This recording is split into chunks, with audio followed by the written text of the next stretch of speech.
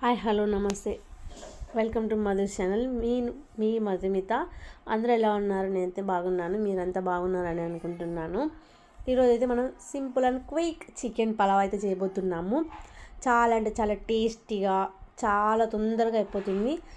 మనకి దీంట్లోకి ఒక సింపుల్ మసాలా ఒకటి ఉంటే సరిపోతుంది. ఆలస్యం చేయకుండా అయితే మనము వెళ్ళిపోదాము. ఇక్కడైతే ముందుగా నేను చికెన్ అయితే వాష్ చేసి పెట్టుకున్నాను. దాంట్లోకి సాల్ట్, పెప్పర్, కారం, పసుపు, చికెన్ మసాలా, గరం మసాలా, అదే సూర్య చికెన్ మసాలా ఉంది కదా, మన ఛానల్లో అయితే చూపించాను కదా ఇంతకుముందు. అందులోకి పెరుగు వేసేసి అయితే బాగా మిక్స్ చేయాలి. అంటే చికెన్ ముక్కలకి బాగా మసాలాని అయితే పట్టించాలి మనము. సో బాగా మిక్స్ చేసుకున్న తర్వాత పక్కనైతే పెట్టేశాను నేను. ఒక హాఫ్ అన్ అవర్ అట్లా అయితే మ్యారినేట్ చేసి పెట్టుకోండి చికెన్ని. మీకు టైం ఎంతసేపు ఉంటే అంతసేపు. ఇక్కడైతే నేను మనం పండించిన బియ్యమే అనమాట. చిట్టి ముత్యాల్లాగా ఉన్నాయి, మనకి చిన్నగా ఉన్నాయి, అందుకే నేను చూపిస్తున్నాను వీడియో క్లిప్లో. ఇవైతే వాష్ చేసేసుకొని ఒక 3 times నానబెట్టేసేసి ఒక పక్కకైతే పెట్టేస్తున్నాను ఇక్కడ. దాని తర్వాత కుక్కర్లో చేస్తున్నాం కాబట్టి తొందరగా అయిపోతుంది. 2 tablespoons ఆయిల్, 1 tablespoon గీ అయితే వేస్తున్నాను. మీకు నచ్చినట్టు ఏది కావాలంటే అది ఒకటైనా వేసుకోవచ్చు, అది మీ ఇష్టం. హోల్ గరం మసాలా వేస్తున్నాను, అంటే బిర్యానీలోకి వేసేటివన్నీ వేసేస్తున్నాను. కొంచెం ఫ్రై చేసుకున్న తర్వాత వేరే ఇంగ్రీడియంట్స్ని అయితే యాడ్ చేస్తున్నాను. ఇక్కడ ఆనియన్స్, ఒక పెద్ద ఆనియన్ అయితే వేస్తున్నాను ఇక్కడ. మీకు నచ్చినట్టు అయితే కట్ చేసుకోవచ్చు, నేనైతే చిన్నగా కట్ చేశాను.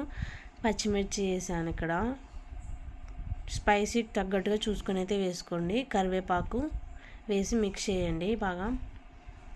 దాని తర్వాత అది మగ్గిన తర్వాత ఒక పెద్ద టమాటోని అయితే వేస్తున్నాను ఇక్కడ. దాని తర్వాత పుదీనా, కొత్తిమీర వేసి మిక్స్ చేస్తున్నాను. అది కొంచెం మగ్గిన తర్వాత తగినంత పసుపు అయితే వేసి, ఇక్కడ నేను మసాలా అని చెప్పాను కదా ఫస్ట్, అదైతే 1 స్పూన్ వేస్తున్నాను. ఇదైతే నేను ఇంతకుముందు వీడియోస్లో అయితే చూపించాను ఎలా చేయాలని, అలానే యాస్టీజ్గా అయితే చేసేస్తే సరిపోతుంది. ఇక్కడైతే మ్యారినేట్ చేసిన చికెన్ అయితే వేస్తున్నాను.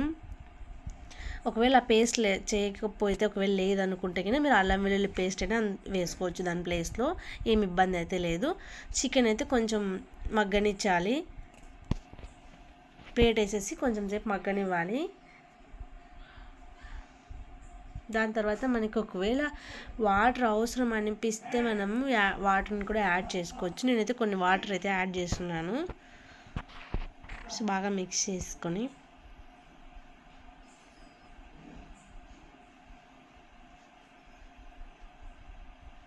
ప్లేట్ అయితే వేసేస్తున్నాను. తర్వాత మనము సాల్ట్, కారము అక్కడ కొంచెమే వేసాం కాబట్టి, రైస్ చికెన్లోకి రెండిట్లోకి కాబట్టి ఇంకా కొంచెం యాడ్ చేస్తున్నాను నేను ఇక్కడ.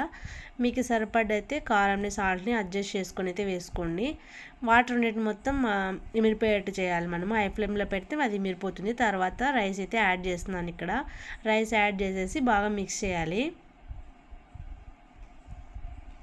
దాని తర్వాత మనము ఇక్కడ కొంచెం లెమన్ అయితే యాడ్ చేస్తున్నాను,